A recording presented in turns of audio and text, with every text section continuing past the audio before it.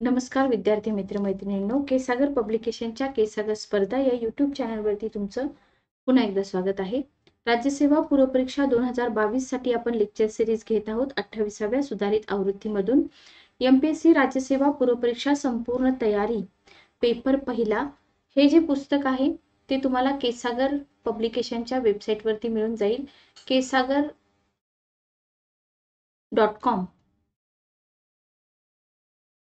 याच्यावरती तुम्हाला पुस्तकं मिळून जातील. केसागर ऑनलाईन ही वेबसाईट आपली बंद आहे. तर या वेबसाईटवरती तुम्हाला यूपीएससी, एमपीएससी, तलाठी भरती, पोलीस भरती आणि इतर सगळी पुस्तकं टीईटीची वगैरे मिळून जातात.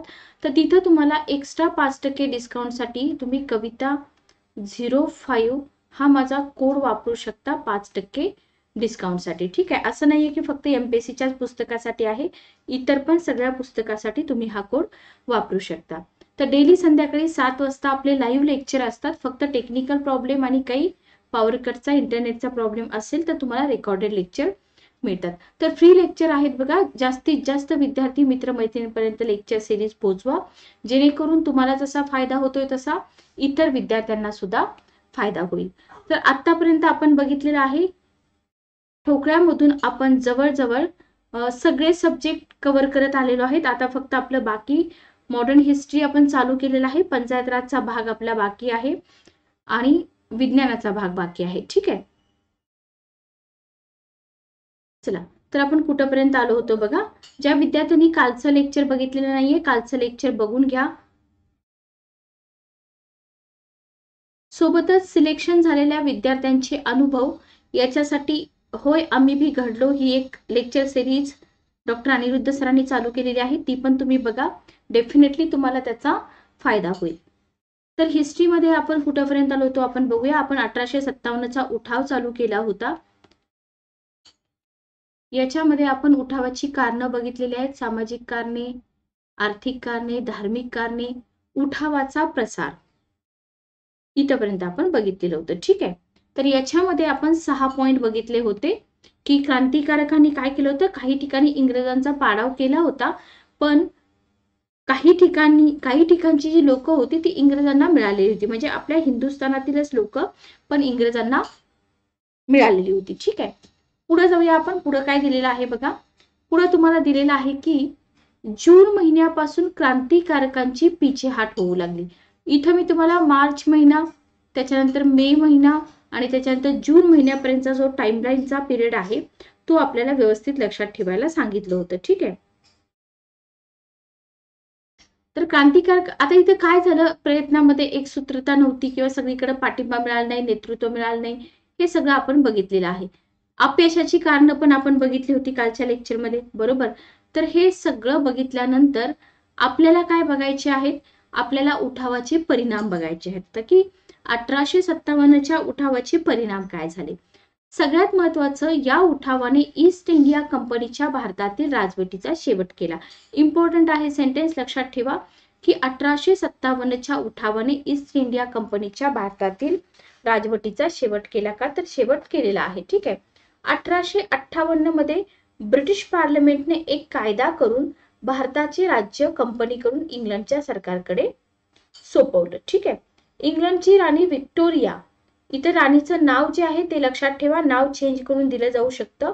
तर हिनं 1858 मध्ये एक जाहीरनामा प्रसिद्ध केला आणि जाहीरनामा प्रसिद्ध करून भारतीय जनतेच्या हक्कांचं रक्षण करण्याची, धार्मिक बाबतीत हस्तक्षेप न करण्याची आणि भारतीयांच्या बाबतीत कसलाही भेदभाव न करण्याची हमी भारतीयांना दिली. तर ह्या ज्या गोष्टी त्यांनी भारतीयांना हमीसाठी दिल्या होत्या, या गोष्टी तुम्हाला विचारल्या जातात. याला 1 नंबर द्या, जनतेच्या हक्काचं रक्षण. 2 नंबर धार्मिक बाबतीत हस्तक्षेप, कारण यांना इथं अनुभव आला होता की 1857च्या उठावामध्ये धार्मिक सामाजिक कारण आपण बघितलेली आहेत, बरोबर. म्हणजे इंग्रज लोकांना कळून चुकलं की इथल्या लोकांच्या धार्मिक बाबतीत आपण इंटरफेअर नाही केला पाहिजे, बरोबर. Okay, clear. त्याच्यानंतर बघा, लष्करातील युरोपियनांची संख्या वाढवण्यात येऊन मोक्याच्या जागांवर इंग्रज अधिकाऱ्यांच्या नेमणुका. आणि इथूनच तुम्हाला क्वेश्चन विचारला होता, रेशो विचारला होता, पण तो क्वेश्चन खरं रद्द व्हायला पाहिजे होता, पण रद्द झाला नाही. 1:2 त्याच्यानंतर 2 3 असं वगैरे वगैरे तुम्हाला ऑप्शन होते. पण तिथं प्रत्येक, आता समजा बंगाल प्रांत आहे, वेगवेगळ्या ठिकाणी वेगवेगळे रेशो होते. तर आयोगाने अशा प्रकारचा एक क्वेश्चन तुम्हाला विचारलेला आहे की 1857च्या उठावानंतर, लक्षात घ्या, 1857च्या उठावानंतर इंग्रज सैनिक आणि भारतीय सैनिक यांचा रेशो बदललेला होता, म्हणजे भारतीय सैनिक कमी करण्यात आले.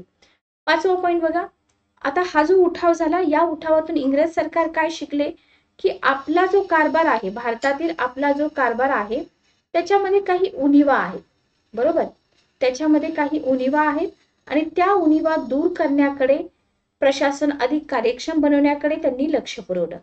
म्हणजे इंग्रजी सत्ता त्यांनी भक्कम करण्याचा प्रयत्न केला. कारण का, त्यांना कुठंतरी त्यांच्या कारभारामध्ये, त्यांच्या प्रशासनामध्ये कमी जाणवली. तर या कमीमुळं 1857 सारखा उठाव घडून आला असं त्यांना वाटलं. त्याच्यामुळे त्यांनी काय केलं, कारभारातील उणिवा दूर करण्याकडे आणि प्रशासन अधिक कार्यक्षम बनवण्याकडे लक्ष पुरवलं. Okay, clear. पुढचा पॉइंट बघा, भारताच्या राज्यकारभाराची जबाबदारी इंग्लंडमध्ये भारत मंत्री आणि इंडिया काउन्सिल यांच्यावर सोपवण्यात आली. याला मात्र IMP करा. 1857च्या उठावानंतर ईस्ट इंडिया कंपनीवरती ब्रिटिश पार्लमेंटचा विश्वास राहिला नाही. लक्षात घ्या, ईस्ट इंडिया कंपनीवरती ब्रिटिश पार्लमेंटचा विश्वास राहिला नाही. परिणामी काय झालं, परिणामी इथं भारताच्या राज्यकारभाराची जबाबदारी कोणी घेतली, भारताच्या राज्यकारभाराची जबाबदारी भारत मंत्री इंग्लंडमध्ये, बरं का, आणि इंडिया काउन्सिल यांच्यावरती सोपवण्यात आली. ओके, इथपर्यंत क्लिअर आहे का बघा सगळ्यांना. हे रेकॉर्डेड लेक्चर आहे, त्याच्यामुळे तुमचे जे काही डाऊट असतील ते डाऊट तुम्ही मला सेंड करू शकता.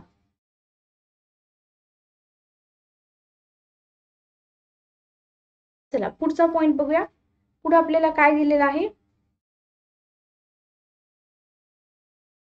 बघा, भारताच्या गव्हर्नर जनरलला व्हाईसरॉय, हे मी तुम्हाला काल सांगितलं होतं सगळं, बरोबर. तर गव्हर्नर जनरल, व्हाईसरॉय हे सगळं आपल्याला व्यवस्थित लक्षात ठेवायचं आहे. पुढे काय दिलेलं आहे बघा, पुढे तुम्हाला दिलेलं आहे की लॉर्ड कॅनिंग भारताचा पहिला व्हाईसरॉय. असे क्वेश्चन तुम्हाला कंबाईनला येऊन गेलेले आहेत बरं का, संयुक्त पूर्व परीक्षेला येऊन गेलेले आहेत. भारताचा पहिला व्हाईसरॉय कोण, पहिला गव्हर्नर जनरल कोण. ओके, त्याच्यामुळे छोटे छोटे पॉइंट्स पण करून घ्या. समजा इथं नाही आले तर तुम्हाला कंबाईनला त्याचा फायदा होऊ शकतो.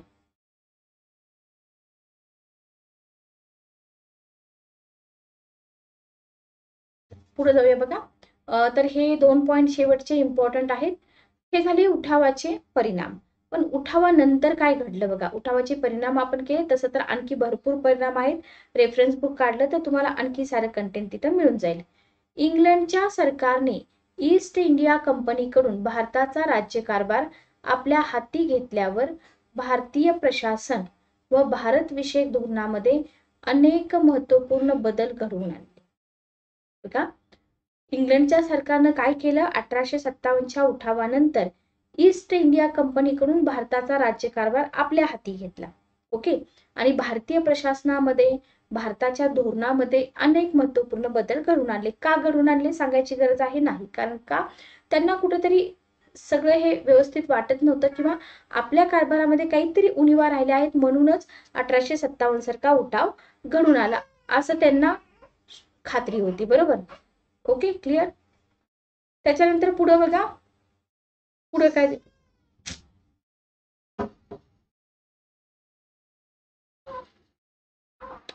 बर, ब्रिटिश शासनाने राज्य विस्ताराचे धोरण अवलंबले आणि भारतातील आपली सत्ता मजबूत बनवण्यावर भर दिला. Okay, clear. सेकंड पॉइंट बघा, हे सगळं लक्षात राहण्यासारखं आहे, याच्यामध्ये अवघड काहीच नाहीये. भारतात निरनिराळ्या सुधारणा घडवून आणून भारतामधील जे लोक आहेत, जी जनता आहे, जी त्यांच्यावरती, इंग्रजांवरती रागवलेली होती, बरोबर, तर त्यांचा असंतोष दूर करण्याचा प्रयत्न कोणी केला, ब्रिटिश शासनाने केला. Okay, Lord Canning, Lord Mayo, Lord Ripon इत्यादी व्हाईसरॉयनी उदारमतवादी धोरणाचा अवलंब करून काय केलं, भारतीयांना न्याय मिळवून देण्याचा प्रयत्न केला. तर इथं पण सिंपल क्वेश्चन तुम्हाला विचारला जाऊ शकतो की खालीलपैकी कोणते व्हाईसरॉय होते ज्यांनी उदारमतवादी धोरणाचा अवलंब केला. Okay, clear. तर कोण कोण होतं, कॅनिंग होते, मेयो होते, रिपन वन होते. त्याच्यामध्ये सगळ्यात जास्त प्रसिद्ध म्हणलं तर रिपन, बरोबर. लॉर्ड लिटन सारख्या व्हाईसरॉयने काय केलं, दमन नीतीचा अवलंब करण्याचा प्रयत्न केला. छोटे छोटे क्वेश्चन आहेत, कुठं विचारतील, संयुक्त पूर्व परीक्षेला विचारले जाऊ शकतात. पण जर 4 लाइनर 3 लाइनर क्वेश्चन तुम्हाला मर्ज करून विचारले तर राज्यसेवेला पण विचारले जाऊ शकतात. 1778 मध्ये लॉर्ड लिटननं देशी वृत्तपत्र कायदा, तर हा क्वेश्चन ऑलरेडी कुठं विचारलेला आहे, हा क्वेश्चन विचारलेला आहे संयुक्त पूर्व परीक्षेला. देशी वृत्तपत्र कायदा, तुम्ही पेपर काढून बघा, संयुक्त पूर्व परीक्षेचे पेपर. देशी वृत्तपत्र कायदा कोणी लागू केला, बरोबर, किंवा खालीलपैकी कोणी देशी वृत्तपत्र कायदा संमत करून भारतीयांचा रोष उडावून घेतला होता, कोण होते, लॉर्ड लिटन होते, बरोबर.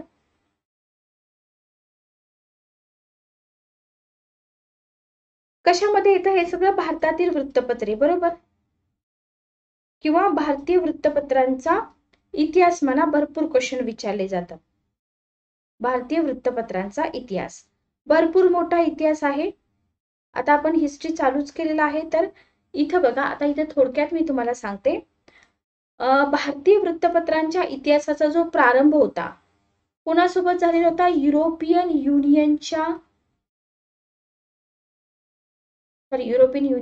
युरोपियनांच्या आगमनाबरोबर. ठीक आहे, युरोपियनांच्या आगमनाबरोबर. तर ही गोष्ट पहिला पॉइंट जो आहे तो लक्षात ठेवा तुम्ही व्यवस्थित.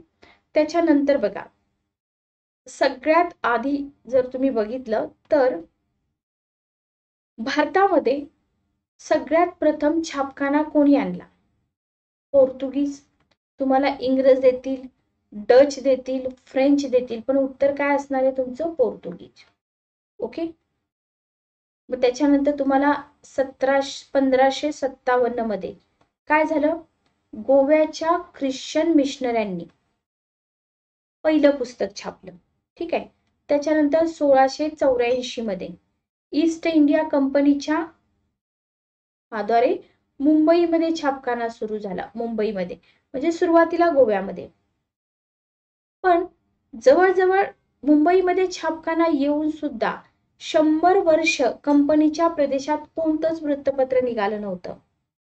कारण जर तिथं वृत्तपत्र पब्लिश झाली असती तर त्या माध्यमातून कंपनीचा खाजगी व्यापार जो आहे आणि कंपनी जी भ्रष्टाचार करत होती तो लंडन पर्यंत पोहोचेल अशी भीती कंपनीच्या कर्मचाऱ्यांना होती. त्याच्यामुळे त्यांनी तिथं वृत्तपत्र चालूच होऊ दिले नाहीत, बरोबर. मग भारतातील पहिलं वृत्तपत्र जे आहे सुरू करण्याचा प्रयत्न केला, कोणी केला, कंपनीच्या कर्मचाऱ्यांमध्ये असलेला भ्रष्टाचार आणि त्यांची दुष्कृत्य सगळ्यांसमोर आणण्याच्या उद्देशाने कंपनीचेच काही असंतुष्ट कर्मचारी होते, तर त्यांनी प्रयत्न केला पहिलं वृत्तपत्र सुरू करण्याचा. आणि 1776 मध्ये तुम्ही बघाल तर कंपनीच्या संचालकांनी काय केलं, खाजगी व्यापार करण्यावरून विल्यम बोल्ट्सवर दोषारोप केल्याने त्यागपत्र दिलं आणि बोल्ट्सनं काय केलं, वृत्तपत्र काढण्याचं मनोगत व्यक्त केलं. हे सगळं तुम्ही कुठं वाचलं पण नसेल तर जे आपले रेफरन्स बुक असतात त्याच्यामध्ये हे सगळं मिळतं, बरोबर. कारण का, त्याच्याजवळ सगळे लेखी पुरावे होते, बरोबर. पण बोल्ट्सचा हा जो हेतू होता तो सरकारी पातळीवर मॅनेज केला गेला आणि बोल्ट्सची योजना पूर्ण होऊ शकली नाही. मग त्याच्यानंतर पहिलं वृत्तपत्र काढण्याचा मान कुणाला मिळाला, जेम्स ऑगस्ट हिक्की, 1780. आता तुमच्यापैकी किती विद्यार्थ्यांना बोल्ट्स बद्दल माहित नव्हतं ते तुम्ही मला कमेंट बॉक्स मध्ये सांगा. Okay, clear. आता द बेंगॉल गॅझेट, बरोबर, 1780 मध्ये. पण त्यानं काय केलं, सरकारी अधिकारी, मुख्य न्यायाधीश, गव्हर्नर जनरलवर टीका केली. व टीका केल्यामुळे काय झालं, 1782 मध्ये त्याचा छापखाना जप्त करण्यात आला आणि मग 1784 मध्ये कलकत्ता गॅझेट आलं, बरोबर. हिक्कीचा अनुभव लक्षात घेऊन वृत्तपत्राच्या संपादकांनी काय केलं, सरकारी अधिकाऱ्यांशी संघर्ष करणं टाळलं. ओके, तर हे सगळं आपल्याला लक्षात ठेवावं लागेल. आता ही फक्त तुम्हाला मी पार्श्वभूमी सांगितली, तुम्हाला आणखी पुढे भरपूर सगळं करायचं आहे. 1857च्या उठावाशी रिलेटेड जर तुम्ही बघाल तर 57च्या उठावामुळे काय झालं होतं, शासक आणि जे शासित होते त्यांच्यामध्ये तेढ निर्माण झाली होती, बरोबर. हा, मग इंग्रजी वृत्तपत्र होती त्यांनी सरकारचं समर्थनच केलं होतं. पण 1857 नंतर जर तुम्ही बघितलं तर भारतीय भाषामधील वृत्तपत्रांची संख्या वाढलेली तुम्हाला दिसून येते. ओके, 1857च्या उठावानंतर सरकारच्या धोरणाविरुद्ध किंवा सरकारविरुद्ध मुक्तपणे टीका झालेली दिसून येते. त्याच्यानंतर लिटनचं साम्राज्यवादी धोरण होतं, त्याच्यावरती टीका झाली. 1876 आणि 78 मधील दुष्काळामध्ये 50 लक्ष लोक मृत्युमुखी पडली होती. ओके, आणि त्यावेळी 50 लक्ष लोक मृत्युमुखी पडून देखील 1877च्या दिल्ली दरबारावरती अफाट पैसा खर्च करण्यात आला होता, बरोबर. मग हे असं सगळं घडल्यानंतर जनतेमध्ये असंतोष निर्माण होणं साहजिक आहे. ओके,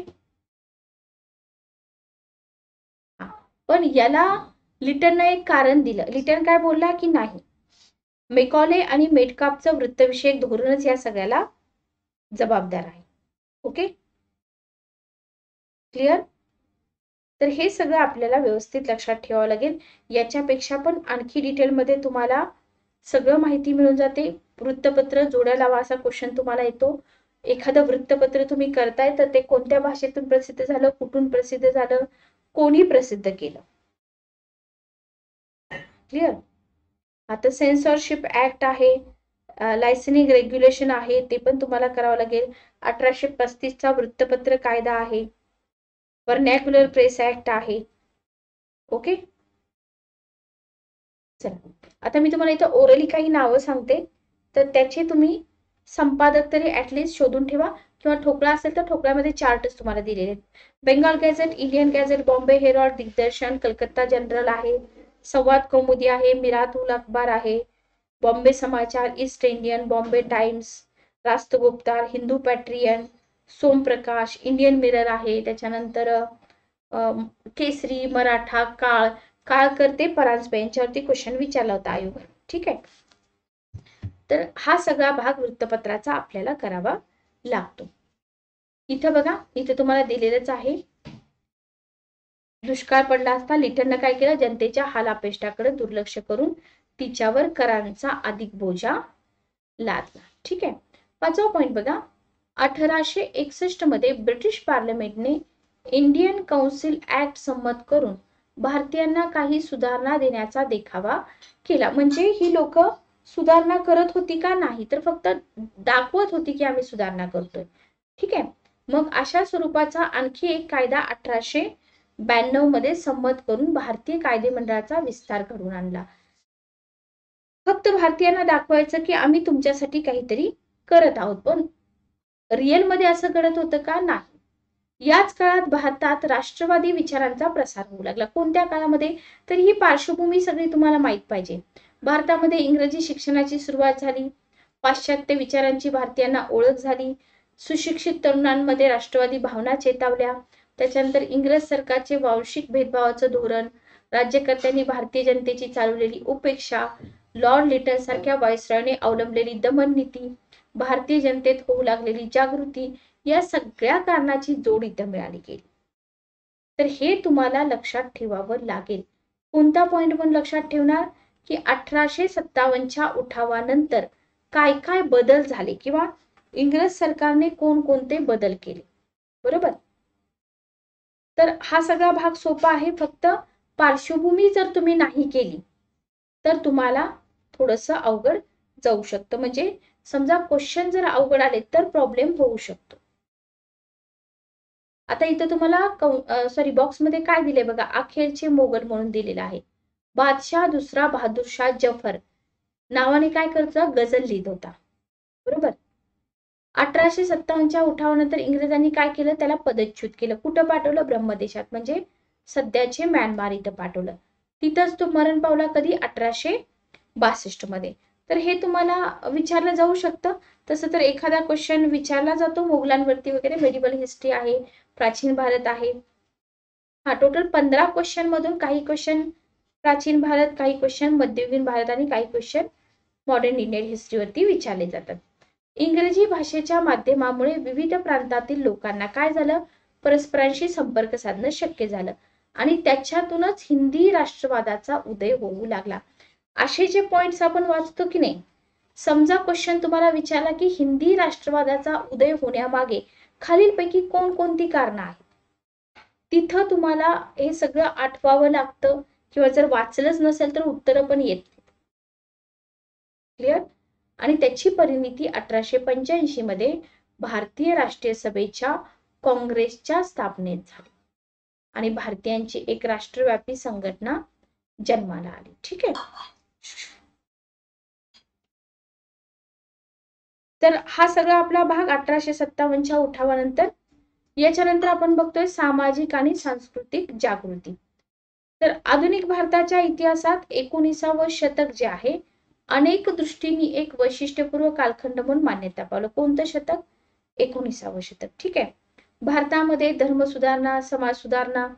तर आता हे आपण काय बघणार आहोत, आपण थोडक्यात वळतोय समाज सुधारकांकडे. ठीक आहे.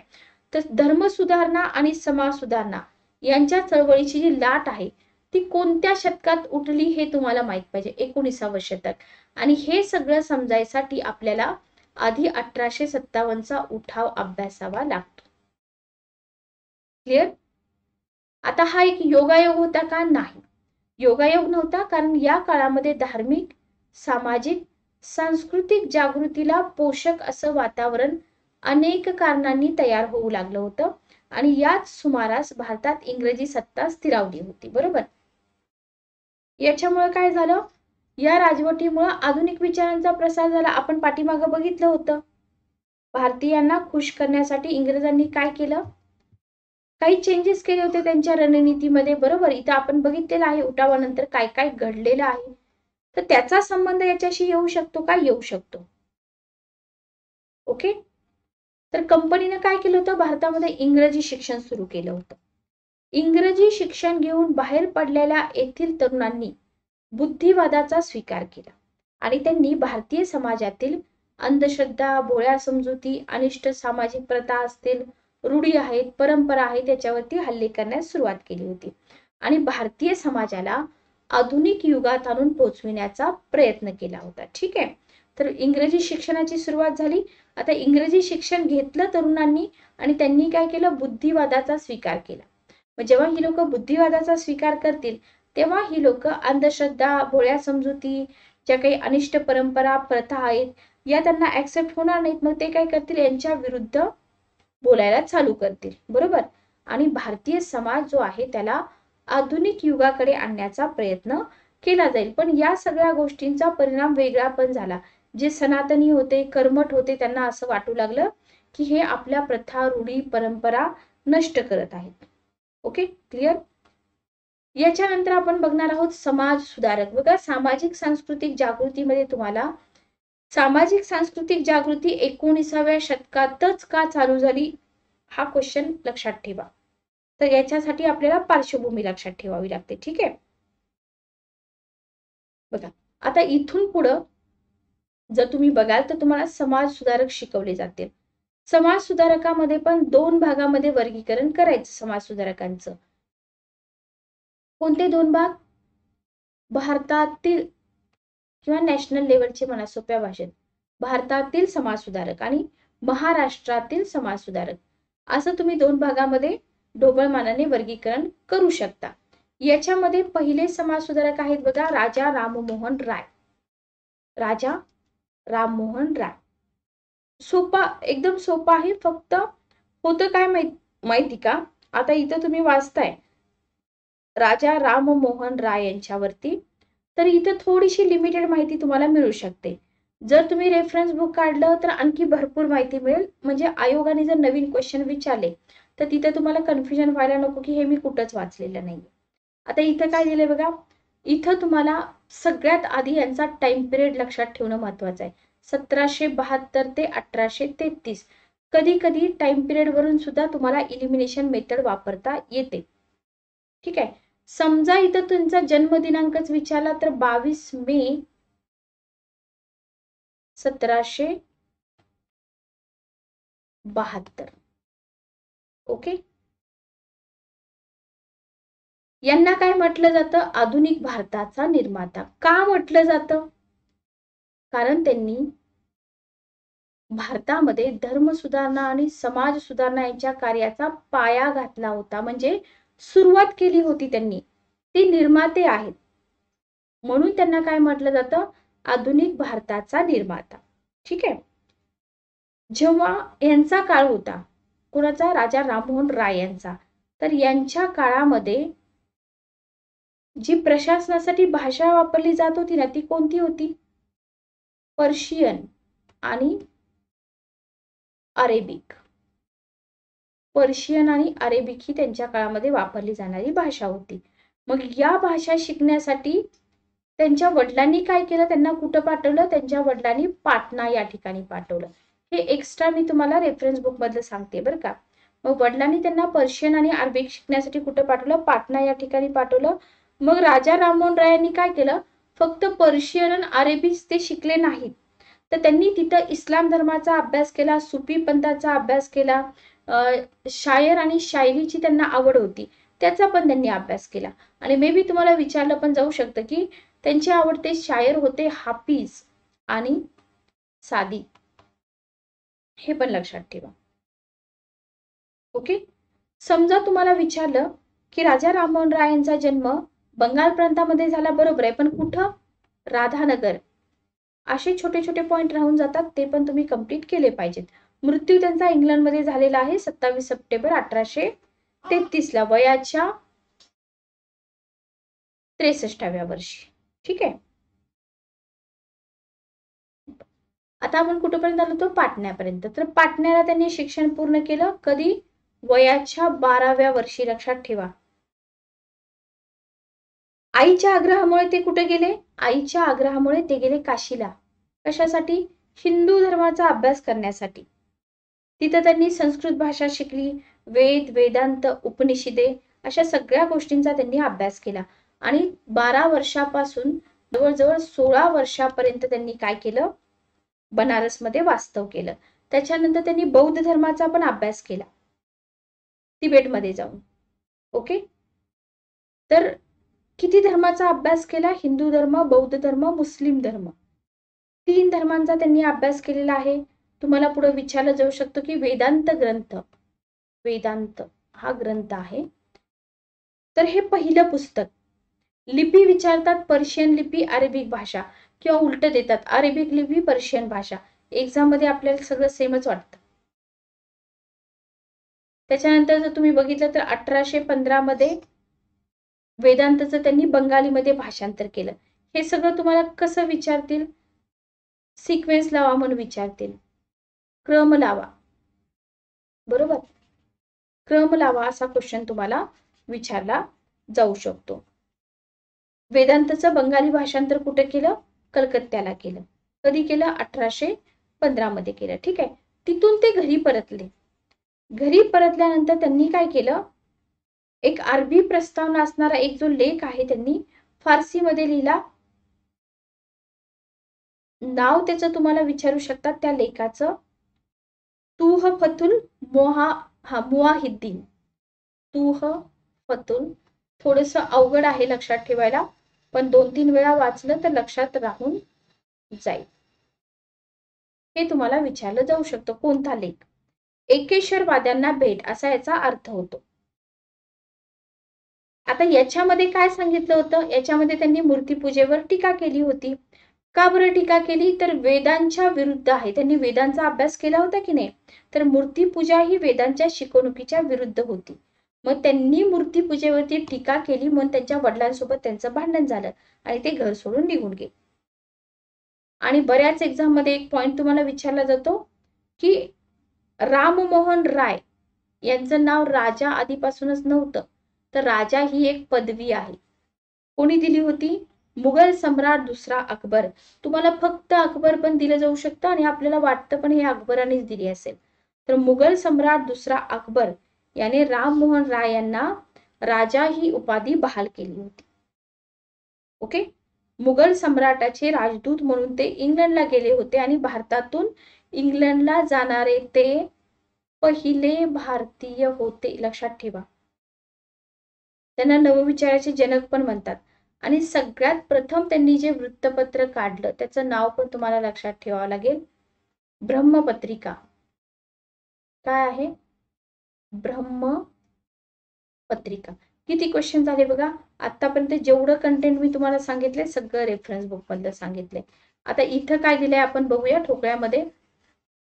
ठोकळ्यामध्ये तुम्हाला दिलेलं आहे की भारतामधील सामाजिक सांस्कृतिक जागृतीला चालना देण्याचा प्रयत्न कोणी केला? राजा राममोहन राय यांनी केला. जन्म कुठं झाला? ब्राह्मण कुटुंबात झाला. बरोबर. पाश्चात्य शिक्षणाच्या प्रभावामुळे ते समाज सुधारणेकडे वळले. फटाफट हे पॉइंट लक्षात करून ठेवून टाकायचे. त्याच्यानंतर बघा त्यांनी विविध धर्मांचा अभ्यास, कोणकोणते धर्म? हिंदू, मुस्लिम आणि बौद्ध धर्माचा अभ्यास केला. बरोबर. एकेश्वरवादाचा पुरस्कार केला का नाही केला हे विचारलं जाऊ शकतं. तर त्यांनी एकेश्वरवादाचा पुरस्कार केला. मूर्तीपूजेला विरोध होता. बरोबर. हिंदू धर्मातल्या अनिष्ट चालीरीती असतील, रूढी होत्या, त्यांना त्यांनी विरोध केला. मूर्तीपूजेला विरोध का केला? तर हे वेदांच्या विरुद्ध आहे म्हणून. सतीची चाल बंद करण्यासाठी केलेले प्रयत्न. लॉर्ड विल्यम बेंटिंग यांनी 4 डिसेंबर 1829 सतीची चाल बंद करण्यासाठी कायदा संमत केला. याच्यामध्ये राजा राममोहन राय यांचं जे कार्य आहे ते खूप मोठं आहे, लक्षात घ्या. त्याच्यानंतर बघा 1815 आत्मीय सभेची स्थापना, याला 1 नंबर द्या. 1815 आत्मीय सभेची स्थापना. त्याच्यानंतर तुम्हाला 1828 ब्राह्मो समाजाची स्थापना. 20 ऑगस्ट पण लक्षात ठेवा, पण आत्मीय सभा 1 नंबर, ब्राह्मो समाज 2 नंबर. ब्राह्मो समाजाच्या स्थापनेच्या पाठीमागचा हेतू पण विचारला जाऊ शकतो. काय होता हेतू ब्राह्मो समाजाची स्थापना करण्यामागे? तर हिंदू धर्मामध्ये ज्या काही अनिष्ट रूढी, प्रथा, परंपरा होता ज्याच्यामुळं हिंदू धर्म मागे पडला असं त्यांचं म्हणणं होतं. तर सुधारणा घडवून आणणं हा उद्देश होता.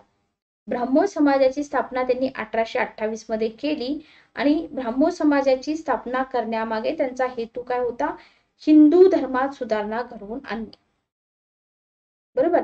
सृष्टीचा निर्माता एकच आहे, तो निर्गुण आहे, निराकार आहे, असं राजा राममोहन राय मानत होते. म्हणून हिंदू धर्मामध्ये जे कालबाह्य झालेल्या रूढी, परंपरा त्यांचा विरोध होता. समाजाला एक नवी दिशा मिळाली पाहिजे अशी त्यांची इच्छा होती. म्हणून त्यांनी 1828 ला ब्राह्मो समाज स्थापन केला. ओके. ख्रिश्चन धर्माचा पण त्यांनी अभ्यास केला होता, ऍड करून घ्या त्याच्यामध्ये. ठीक आहे.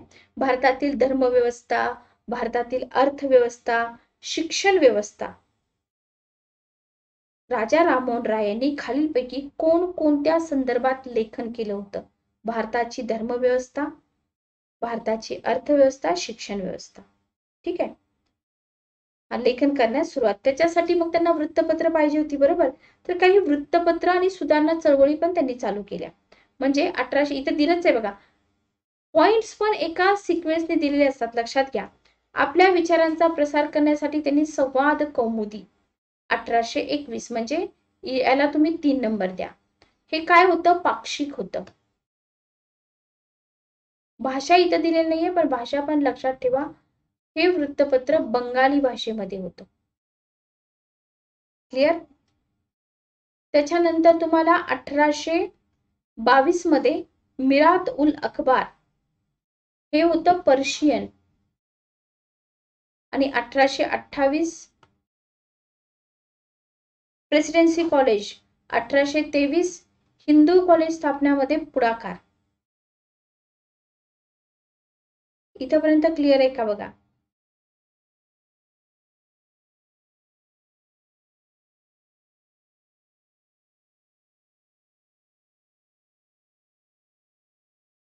समजलं? चला पुढे जाऊया.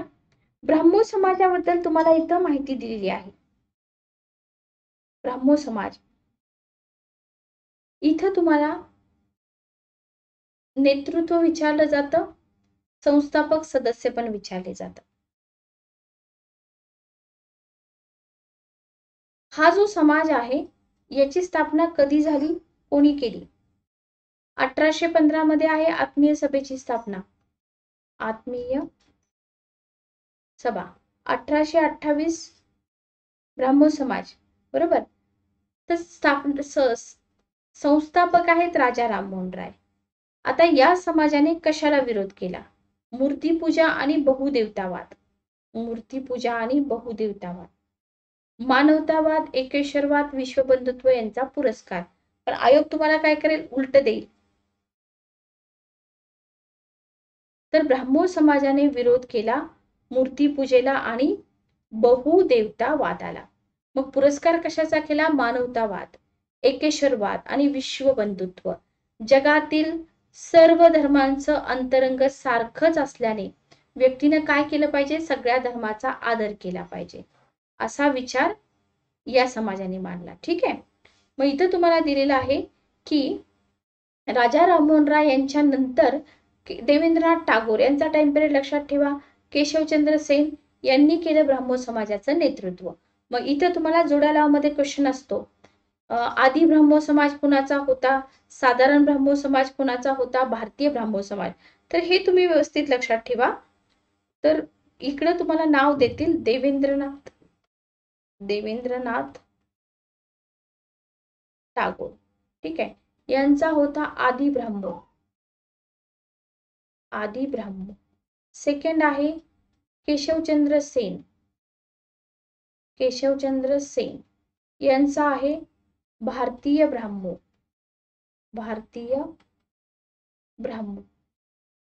3 नंबरला तुम्हाला देतील भारतीय ब्राह्मो समाजातून बाहेर पडलेला एक गट साधारण इकडे लिहूया आपण, साधारण ब्राह्मो समाज. तर याचे जे संस्थापक आहेत ते तुम्ही कमेंट बॉक्स मध्ये सांगा. देवेंद्रनाथ टागोर यांनी 1838 मध्ये तत्वबोधिनी सभा स्थापन केली होती. म्हणजे याच्या आधी, बरोबर, आदी ब्राह्मो समाज येण्याच्या आधी. पण त्यांनी याच्यामध्ये मर्ज केली का? आदी ब्राह्मो समाजामध्ये नाही. याचं वेगळं अस्तित्व होतं, ते वेगळंच ठेवलं. Okay, clear. केशवचंद्र सेन यांनी 1880 मध्ये नवविधान समाज नावाची संघटना स्थापन केली. विचारलं जाऊ शकतं. क्लिअर. भारतीय ब्राह्मो समाज 11 नोव्हेंबर 1866 लक्षात ठेवा. तर हा जो भाग आहे हा अतिशय इम्पॉर्टंट आहे किंवा वारंवार लोकसेवा आयोगाने एक्झाम मध्ये विचारलेला भाग आहे असं तुम्ही म्हणू शकता. पुढे आपल्याला काय दिलेलं आहे बघा. तर इथं ब्राह्मो समाजाबद्दल जेवढं तुम्ही बघितलंय त्याच्यामध्ये ऍड काय करायचं आहे? त्याच्यामध्ये तुम्हाला ऍड करायचं आहे आदी ब्राह्मो समाज आणि साधारण ब्राह्मो समाज याच्याबद्दलची इन्फॉर्मेशन. ठीक आहे.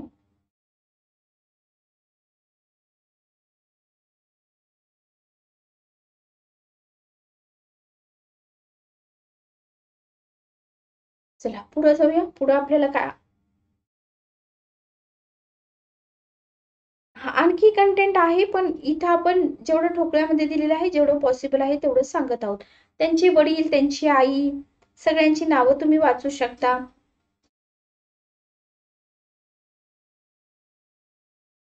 त्यांचे गुरु कोण होते?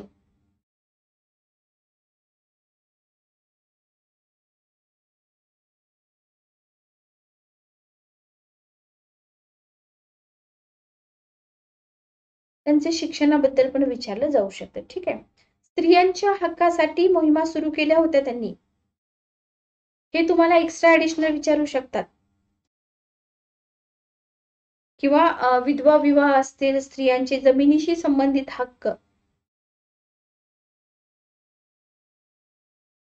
बरोबर, हे सगळं तुम्हाला विचारलं जाऊ शकतं. त्यांचं शैक्षणिक योगदान काय आहे? शैक्षणिक योगदान, सामाजिक सुधारणा, त्याच्यानंतर महिला स्वातंत्र्याशी रिलेटेड विचारलं जाऊ शकतं. जाती व्यवस्थेला विरोध केला त्यांनी. पाश्चात्य शिक्षणाचे पुरस्कर्ते होते.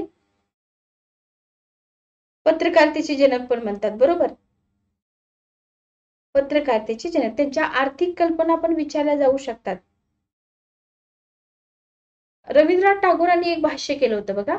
असे सेंटेन्स पण विचारतात की आधुनिक युग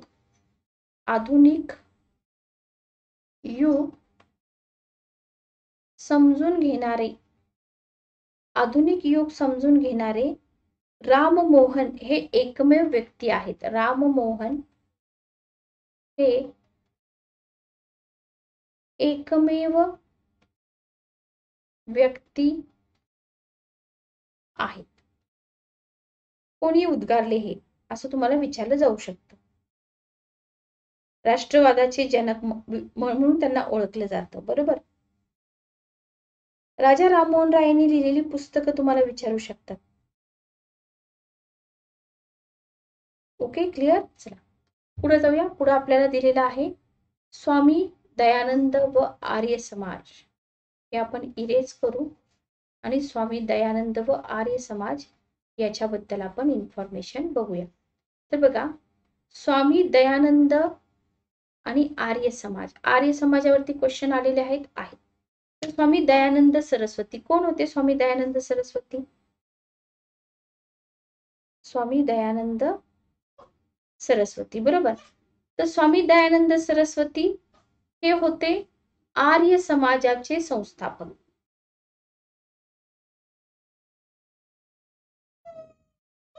आर्य समाजाचे संस्थापक होते. बरोबर. जन्म कुठं झाला? 1824 मध्ये काठेवाड, गुजरात मधील मोरबी संस्थानातील टंकारा या गावी झाला. ठीक आहे. ओके, हे लक्षात ठेवा. 1824, 12 फेब्रुवारी 1824. बघा, 12 फेब्रुवारी 1824 त्यांचा जन्म आहे. ओके, त्याच्यानंतर बघा, इथं आपल्याला काय दिलेलं आहे? आर्य समाजाचे संस्थापक हे सगळ्यांच्याच लक्षात राहतं. बरोबर. आता इथं तुम्हाला दिले की जन्म तारखेबाबत निश्चित उल्लेख किंवा पुरावा आढळत नाही.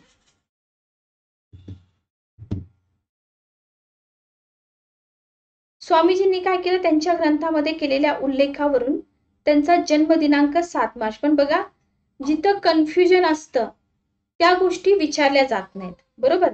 जिथं कन्फ्युजन असतं त्या गोष्टी विचारल्या जात नाहीत. जास्तीत जास्त तुम्हाला प्रत्येक रेफरन्स बुक मध्ये जे जन्मतारीख दिलेली असेल तीच तुम्हाला विचारली जाऊ शकते किंवा तीच तुम्हाला ऑप्शन मध्ये दिसून पण येईल. तर त्यांचं पूर्वाश्रमीचं नाव काय होतं? मूळशंकर होतं. याच्यावरती संयुक्त पूर्व परीक्षेला क्वेश्चन विचारलेला आहे.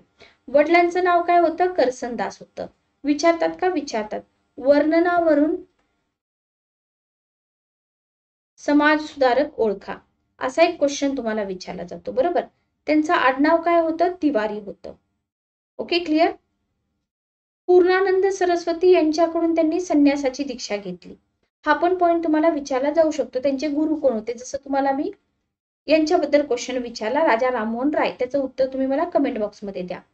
1860च्या दरम्यान त्यांनी विरजानंद यांचं शिष्यत्व पत्करलं. हेही लक्षात ठेवा. स्वामी पूर्णानंद यांच्याकडून संन्यासाची दीक्षा आणि शिष्यत्व कोणाचं? स्वामी विरजानंद यांचं. ओके. 1864 पासून वैदिक धर्माच्या प्रसारासाठी देशभर भ्रमंती सुरू केली. हे चैत्र शुक्ल प्रतिपदा वगैरे हे सगळं सोडून द्या, हे नाही केलं तरी चालेल. फक्त त्यांनी आर्य समाजाची स्थापना कधी केली, कुठं केली? तर काकडवाडी, मुंबई येथे त्यांनी आर्य समाजाची स्थापना केली. सत्यार्थ प्रकाश वरती क्वेश्चन आलेला आहे. त्याच्यानंतर 24 जुलै 1877 लाहोर येथे आर्य समाजाची शाखा स्थापन करताना त्यांनी समाजाची जी घटना होती त्याला अंतिम रूप देण्यात आलं. तर इथं तुम्हाला क्वेश्चन येऊ शकतात आर्य समाजाच्या स्थापनेवरती. आणि त्याच्या आधी सत्यार्थ प्रकाश हे पुस्तक त्यांचं प्रसिद्ध आहे. बरोबर. हिंदी भाषेचे राष्ट्रीय स्वरूप ओळखणारे महर्षी म्हणून ते प्रसिद्ध आहेत. Okay, clear.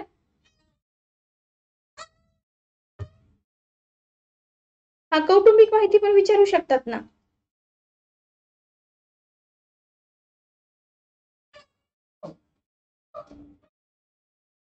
संस्थान वगैरे विचारू शकतात. बरोबर.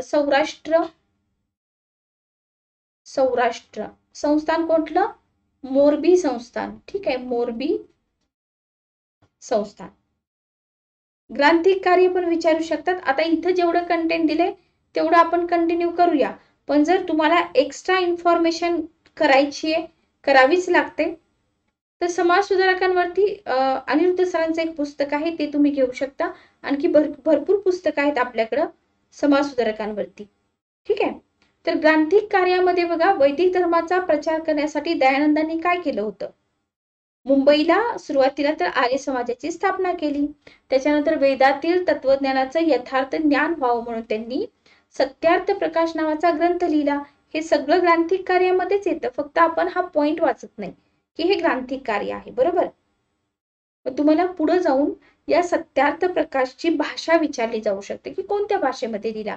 संस्कृत भाषा आणि हिंदी भाषा. बरोबर.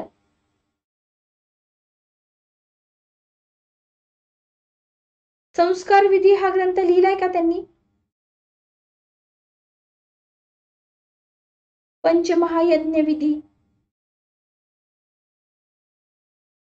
वेदभाष्य लिहायला त्यांनी सुरुवात केली होती, पण हे कंप्लीट नाही झालेलं. लक्षात ठेवा बरं का. आर्य समाजाचं कार्य मात्र लक्षात ठेवा. आर्य समाजाच्या तत्वांचा प्रचार अहमदाबाद, बडोदे, पुणे, मुंबई या ठिकाणी ते गेले. त्याच्यानंतर दिल्ली येथे भरणाऱ्या दरबारासाठी सुद्धा ते गेले होते. क्वेश्चन विचारला जाऊ शकतो, कारण तिथं सगळ्या धर्माच्या प्रतिनिधींना बोलवलं होतं आणि चर्चेसाठी काय केलं होतं? 5 क्वेश्चन ठेवले होते. मग दयानंदांनी काय केलं? त्या प्रश्नांची योग्य उत्तरं दिली. त्याच्यामुळे उत्तर हिंदुस्थान आणि विशेषतः पंजाबमध्ये त्यांचा बोलबाला झाला किंवा त्यांना खूप जास्त प्रसिद्धी मिळाली असं तुम्ही म्हणू शकता.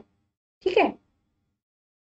आणि याच्यामुळं उत्तर हिंदुस्थान, पंजाबमध्ये शैक्षणिक संस्था, गुरुकुले, अनाथालये निघून होम हवनवादी वैदिक पद्धतीचे कार्यक्रम तिकडं होऊ लागले. क्लिअर? चला, तर तुम्हाला टोटल 5 पुस्तकं मी सांगते. आपल्याला फक्त एकच माहित असतं, सत्यार्थ प्रकाश. पण गोकृणा निधी, पंचमहायज्ञ विधी, वेदभाष्य अपूर्ण आहे, सत्यार्थ प्रकाश आणि संस्कार विधी. निधी आणि विधी जिथे जिथे शेवटी येतं ना, ती दयानंदांनी लिहिलेली पुस्तकं आहेत, असं तुम्ही व्यवस्थित लक्षात ठेवलं तरी चालेल. ठीक आहे. आणि राहिला प्रश्न आर्य समाजाबद्दल, तर 19वे शतक, पहिला पॉइंट, सामाजिक धार्मिक सुधारणा चळवळी घडून येत होत्या. त्याच्यामध्ये आर्य समाजाचं महत्वपूर्ण योगदान आहे. सामाजिक सुधारणा होत होत्या. स्वदेश स्वधर्म याविषयी संजीवनी देण्याचं कार्य आर्य समाजाने केलं. ठीक आहे. हिंदू धर्माच्या स्वरूपामध्ये सुधारणा करणं, हे सगळं काम आर्य समाजाने केलेलं आहे.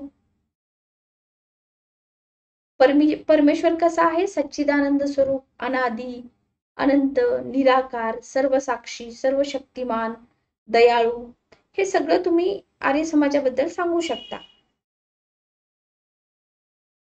Okay, clear? चला, तर एक्स्ट्रा इन्फॉर्मेशन वाचत चला, जेणेकरून तुम्हाला कितीही अवघड क्वेश्चन आले तरी तुमचे मार्क तिथे जाऊ नये. आर्य समाजाचा मूर्तीपूजा आणि बहुदेवतावाद याला काय होता? विरोध होता. स्टार करायला. हिंदू धर्मातील जाती व्यवस्था, अनिष्ट प्रथा यांना पण त्याने विरोध केला. या समाजाने वेद प्रामाण्य मान्य केलं. वेद प्रामाण्य कोणी मान्य केलं, कोणी मान्य केलं नाही, कायम क्वेश्चन आयोग विचारतं. वेदामध्ये सगळ्या ज्ञानाचा उगम ईश्वराच्या शुद्ध स्वरूपाचं ज्ञान आहे असं कोणी सांगितलं? आर्य समाजाने सांगितलं. ठीक आहे.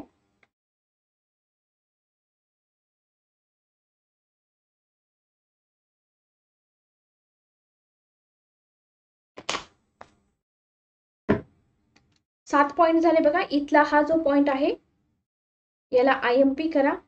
वेद प्रामाण्य मान्य कोणी केलं, कोणी मान्य केलं नाही. शुद्धीकरण मोहीम क्वेश्चन विचारलेला आहे. आर्य समाजाने शुद्धीकरणाची मोहीम हाती घेतली. या समाजाचे एक नेते होते स्वामी श्रद्धानंद. ऑप्शन मध्ये नेहमी स्वामी श्रद्धानंद तुम्हाला दिसून येईल पेपरमध्ये. यांनी हिंदू धर्माचा त्याग केलेल्या व्यक्तींना शुद्ध करून परत हिंदू धर्मात घेतलं. याच्यावरती पण क्वेश्चन आहे. ओके. शैक्षणिक क्षेत्रात काम केलं का? आता जर तुम्ही बघितलं ना, तुमच्या इव्हन तुमच्या सिटीमध्ये पण दयानंद कॉलेज किंवा दयानंद स्कूल असतील, तर याची सुरुवात कोणी केलेली आहे? आर्य समाजाने. किंवा आर्य समाजाने शैक्षणिक क्षेत्रात पण भरीव स्वरूपाचं कार्य केलं होतं. ठीक आहे. तर लाला हंसराज यांनी लाहोर या ठिकाणी, नाव लक्षात ठेवा, ठिकाण लक्षात ठेवा, दयानंद अँग्लो वैदिक कॉलेज सुरू केलं. तर दयानंद अँग्लो वैदिक कॉलेज कोणी सुरू केलं, कुठं सुरू केलं, कधी सुरू केलं? ओके. आणि याच कॉलेजच्या नियामक समितीने काय केलं, पूर्ण देशामध्ये अनेक शाळा आणि महाविद्यालय या दयानंद नावाने सुरू केले, जे अजूनही तुम्हाला दिसून येतात. ओके, समजते का बघा. त्याच्यानंतर पुढे आपल्याला महाराष्ट्रातील आद्य समाजसुधारक दिलेले आहेत. आता हे एवढंच आहे का? नाही. पुस्तक काढायचं, पुस्तकामधले सगळे समाजसुधारक करून घ्यायचे. मी तुम्हाला जे ढोबळमानानं 2 वर्णन सांगितलं होतं, त्या वर्णनामधले 2 समाजसुधारक आपण इथं केले, अजूनही आहेत. आता आपण थोडक्यात महाराष्ट्रातील समाजसुधारक बघूया. तर इंग्रजी शिक्षणाचा प्रभाव पडला 19व्या शतकाच्या सुरुवातीला. महाराष्ट्रात पण नवविचाराचे वारे वाहू लागले. ओके, मग इंग्रजी शिक्षण घेऊन बाहेर पडलेली जी पिढी होती, महाराष्ट्रीयन पिढी म्हणा किंवा महाराष्ट्रातील तरुण म्हणा, यांनी पण समाज सुधारण्याच्या कार्याला प्रारंभ केला. महाराष्ट्रामध्ये पाया कोणी घातला? महाराष्ट्राचे आद्य समाज सुधारक विचारलं जातं तुम्हाला, बरोबर. जगन्नाथ शंकर शेठ आहेत, बाळशास्त्री जांभेकर आहेत, दादोबा पांडुरंग आहेत, भाऊ दाजी लाड आहेत, लोकहितवादी आहेत, महात्मा फुले आहेत. तर या सगळ्यांना महाराष्ट्राचे आद्य समाजसुधारक म्हटलं जातं.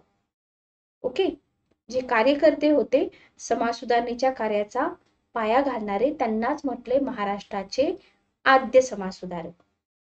क्लिअर?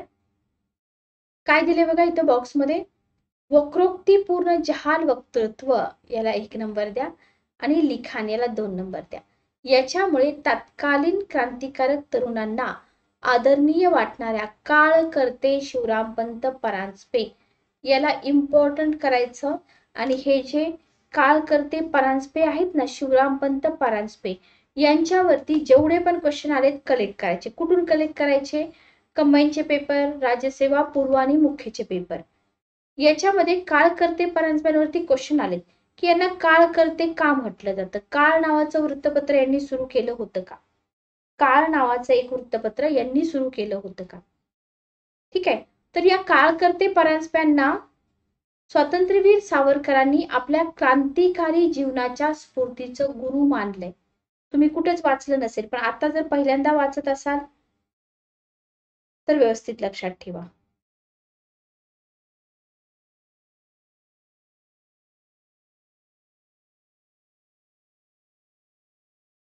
चला पुढे जाऊया. पुढे काय दिलेलं आहे बघा आपल्याला. बर, इथं तुम्हाला बाळशास्त्री जांभेकरांबद्दल तर एक आपलं पेज आहे ते मिसिंग आहे. बरं असू द्या, मी तुम्हाला ओरली इन्फॉर्मेशन देते. बरं ऐका, इथे डायरेक्ट सेकंड पॉइंट आहे, पहिला पॉइंट फक्त आपल्याकडून मिस झालाय. तर बाळशास्त्री जांभेकर, सुरुवातीला काय लक्षात ठेवायचं, बाळशास्त्री जांभेकरांचा जो जन्म आहे तो 6 जानेवारी 1812 कुठं झाला? पोंभुर्ले, जोड्यालावामध्ये कंबाईनला किंवा कंबाईनच्या आधीच्या एक्झाम मध्ये विचारले. तालुका कोणता आहे? देवगड. ठीक आहे. ओके, मराठी भाषेतील आद्य पत्रकार म्हणतात यांना. इथं दिलंच आहे तुम्हाला, दर्पण हे मराठी भाषेतील पहिलं वृत्तपत्र सुरू केलं कधी? 1832 मध्ये. क्लिअर? मराठी वृत्तपत्र सृष्टीचे जनक म्हणतात यांना. सिंधुदुर्ग बर का, सिंधुदुर्ग मधील पोंभुर्ले. जीवन बघा यांचं. आता इथं तुम्हाला खूप शॉर्ट मध्ये दिले, पण याच्यामध्ये तुम्हाला लक्षात ठेवावं लागतं की त्यांचं मुंबईमध्ये कधी आगमन झालं. मुंबईला येऊन त्यांनी सदाशिव काशीनाथ छत्रे, ज्यांना बापू छत्रे म्हटलं जातं आणि ज्याच्यावरती राज्यसेवा मेन्सला क्वेश्चन आहेत, यांच्याकडे ते कुठले विषय शिकले? इंग्रजी आणि संस्कृत शिकले, बरोबर. गणित आणि शास्त्रामध्ये पण प्रावीण्य मिळवलं. त्याच्यानंतर बॉम्बे नेटिव्ह एज्युकेशन सोसायटीमध्ये त्यांनी अभ्यास केला का? अभ्यास केला, बरोबर. आणि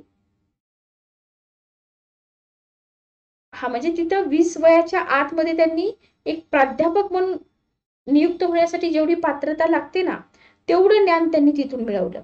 त्याच्यानंतर 1834 मध्ये एल्फिस्टन कॉलेजामध्ये एक व्याख्याते म्हणून जांभेकरांची नियुक्ती झाली.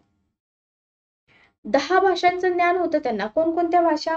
मराठी, संस्कृत, बंगाली, गुजराती, कानडी, तेलुगू, फारसी, फ्रेंच, लॅटिन आणि ग्रीक. काहीही विचारलं जाऊ शकतं, लक्षात ठेवा. जसं तुम्हाला एक क्वेश्चन विचारला होता महर्षी कर्वे यांना मिळालेल्या पदव्या. बरोबर. तसं येणाऱ्या भाषा सुद्धा विचारल्या जाऊ शकतात. त्याच्यानंतर फ्रान्सच्या राजाकडून त्यांचा सन्मान झाला होता का? झाला होता. फ्रेंच भाषेमधलं त्यांचं जे नैपुण्य आहे ते बघून फ्रान्सच्या राजाकडून त्यांचा सन्मान झाला होता. बरोबर. कोकणातील शिलालेख आणि ताम्रपट याच्यावर शोध निबंध लिहिले होते त्यांनी. मुद्रित स्वरूपातील ज्ञानेश्वरी त्यांनीच प्रथम वाचकांच्या हाती दिली होती. वर्णनावरून समाजसुधारक ओळखा. पहिलं सेंटेन्स असेल, कुलाबा वेधशाळेच्या संचालकपदी त्यांची नियुक्ती झाली होती. गणित आणि ज्योतिष्य याच्यामध्ये पण ते पारंगत होते. मराठी भाषेत शून्य लब्धी हे पहिलं पुस्तक लिहिले. या तिसऱ्या सेंटेन्स मधून उत्तर येऊ शकतं. ओके.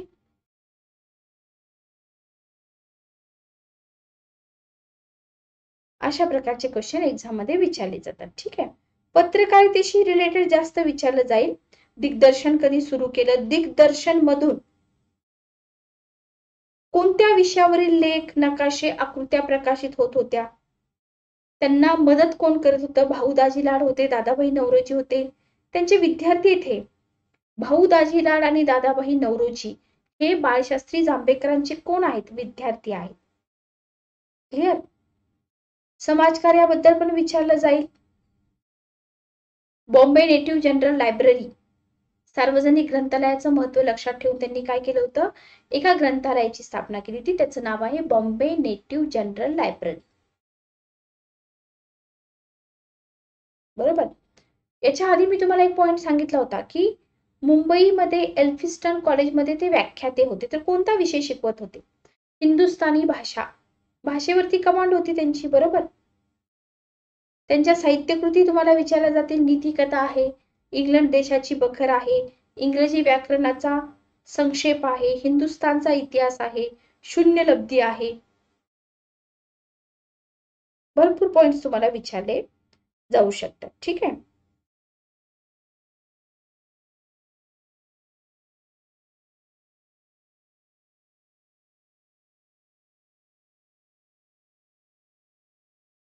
ग्रंथलेखन. हा पुस्तक त्यांची लक्षात ठेवा. 6 जानेवारी बाळशास्त्री जांभेकर यांचा जन्मदिवस आहे. कोणता दिवस म्हणून साजरा केला जातो? कमेंट बॉक्स मध्ये मला सांगा. पत्रकार दिवस म्हणून साजरा केला जातो का? पत्रकार दिवस. पूर्ण नाव लक्षात ठेवा. पुढं बघा काय दिले. लोकहितवादी. संपूर्ण नाव गोपाळ हरी देशमुख. भाऊ महाजन यांच्या प्रभाकर या साप्ताहिकातून शतपत्रे लिहून भारतीय समाजातील अनेक दोषांवर निर्दयपणे कोरडे ओढले त्यांनी. ठीक आहे. विचारलं जातं. सोपे पॉइंट्स आहेत, वारंवार रिपीट झालेले आहेत. त्याच्यानंतर तुम्हाला इथं दिलेलं आहे बॉम्बे असोसिएशन बद्दल. तसं तर बॉम्बे असोसिएशन बद्दल इन्फॉर्मेशन खूप मोठी आहे.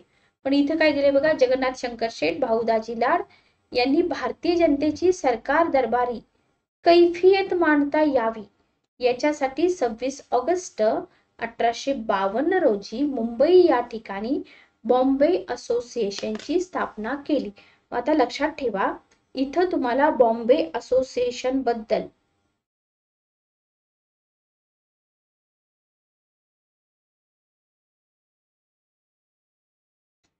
कोणकोणती पॉइंट लक्षात ठेवावी लागतील.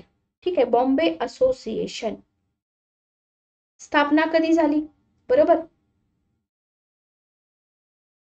26 ऑगस्ट 1852. एल्फिस्टन इन्स्टिट्यूट मध्ये नाना शंकरशेठ यांच्या अध्यक्षतेखाली एक सभा भरली होती. त्या सभेमध्ये बॉम्बे असोसिएशन कसली संस्था होती? राजकीय होती. राजकीय संघटना म्हणा स्थापना करण्यात आली. बरोबर. ओके. 2 वृत्तपत्र होती, इंग्रजी वृत्तपत्र. त्यांनी बॉम्बे असोसिएशन वरती टीका केली होती. एक होतं बॉम्बे गॅझेट आणि दुसरं होतं टेलिग्राफ अँड कुरिअर. आणि या टीकेमुळे काय झालं माहिती का? जमशेदजी जीजीभाई, मोहम्मद अमीन आणि माणिकजी करसनजी यांनी ही संघटना सोडली. नवीन पॉइंट जे एक्झाम मध्ये विचारले जातात.